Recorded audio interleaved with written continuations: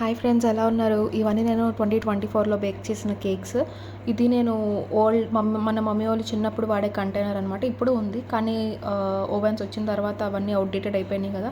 నేను దాంతో బేక్ చేశాను. కింద శాండ్ ఏసి హీట్ అయిన తర్వాత అది బేక్ అవుతుంది. చాలా బాగా వచ్చింది బనానా బ్రెడ్ అయితే.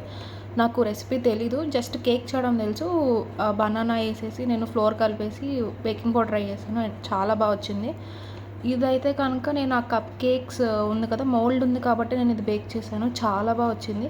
దీంట్లో నేను లైట్‌గా ఫుడ్ కలర్ యూస్ చేశాను. అందుకనే ఆ కలర్ వచ్చింది. అండ్ దీనిలో ఆల్మండ్స్ కేక్ లోపల మనము డో ఉంటుంది కదా, అది పెట్టే ముందు మనం చాక్లెట్స్ వేస్తే కనుక మనకి టేస్ట్ చాలా బాగా వస్తుంది. నేను ప్రతిసారి అదే యూస్ చేస్తాను. అండ్ ఆల్మండ్స్ డైరెక్ట్‌గా కాకుండా రోస్టెడ్ వేస్తే ఫ్లేవర్ చాలా బాగుంటుంది. నేను నార్మల్‌గా బేకింగ్ అనేది, కుకింగ్ అనేది ఒక థెరపీలా ఫీల్ అవుతాను. మూడ్ బాగోన్నప్పుడు ఏదైనా కుక్ చేయడం అట్లా చేస్తాను. ఆఫ్‌కోర్స్ ఎండ్ ప్రొడక్ట్ బాగా వస్తేనే నాకు మూడ్ మళ్ళీ సెట్ అవుతుంది.